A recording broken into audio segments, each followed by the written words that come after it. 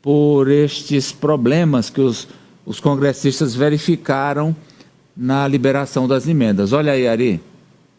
Governo envia a PEC do corte de gastos ao Congresso e inclui trava para super salários no funcionalismo público. Líderes falam em aprovação rápida. Aniele. Aprovação rápida por conta do tempo curto, mas se eles tivessem um pouco mais tempo por conta do recesso, né? Com certeza eles iriam ali fazer corpo mole, né? Até pelas declarações do ministro Flávio Dino, né? Porque um assunto está ligado com o outro, né? Dino, inclusive, disse que é inconstitucional essa engrenagem que movimentou mais de 186 bilhões de reais nos últimos anos. Bom, mas falando sobre esse pacote que o governo está enviando aos poucos, semana passada a gente viu 2 projetos de lei complementar chegando aqui, falando sobre abono salarial, Bolsa Família, alterações, né, nesses 2 programas e também mudanças. Agora a gente viu essa PEC chegando no funcionalismo, né? Mas os militares não entraram.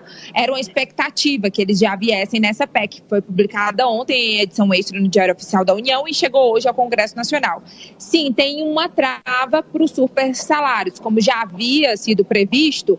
Aqueles servidores que ganham acima do teto do funcionalismo público por conta do excesso de penduricalhos, esses vão ter restrições. De acordo com o texto que foi enviado e chegou hoje aqui no Congresso, a PEC altera o artigo 37, que é exatamente para restringir esses super salários. A partir agora dessa mudança, apenas as parcelas indenizatórias previstas em lei complementar poderão ultrapassar o teto do funcionalismo, que hoje é definido pelo salário de um ministro do Supremo Tribunal Federal, que está na casa dos 42 mil, mas que vai chegar aos 44 mil.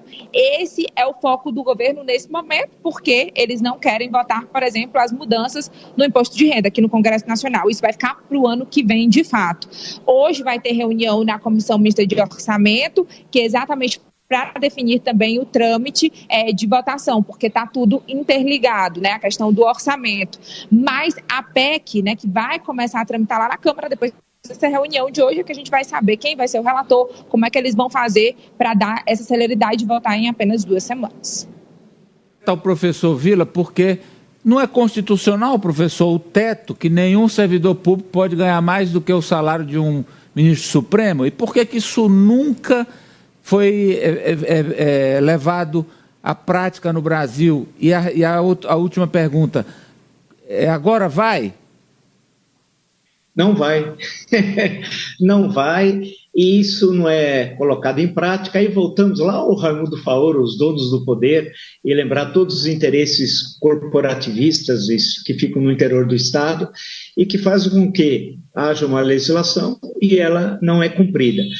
Isso tanto na esfera municipal, na esfera estadual tem super salários nos 3 poderes, e na esfera federal, especialmente um dos poderes. Eu nem vou detalhar muito isso, porque no início da década anterior, desse século, eu escrevi uma série de artigos, lendo os relatórios, tal, e eu depois recebi uma resposta que não foi muito agradável. Então, eu prefiro não entrar muito nesse assunto, mas tem 1000 mecanismos, 1000 subterfúgios, né? Um deles chama-se vantagens eventuais.